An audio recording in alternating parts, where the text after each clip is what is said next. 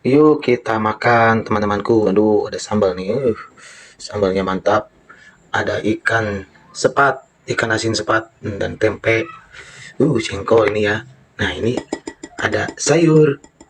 Bismillahirrahmanirrahim. Kita makan dulu teman-teman. Tuh. Nah, ini yang bikin enak. Jadi apa tuh ini sayur kacang merah.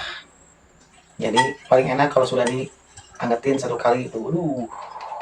Ingat zaman waktu dulu masih kecil ya. Kalau dulu mah dibilang teh angin kacang merah tuh. Paling enak kalau sudah diangetin satu kali. Ada ikan asin, sepat, ada tempe. Ini ada sambalnya. Aduh. Bismillah. Kita coba dulu nih. Angin kacang merah. Sayur kacang merah. Mantap. Tuh. Bismillahirrahmanirrahim.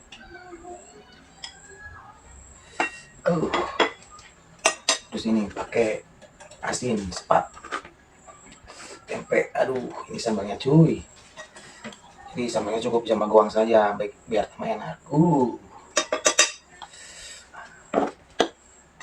Jengkol. Mantap. Kita coba ya. Bismillahirrahmanirrahim.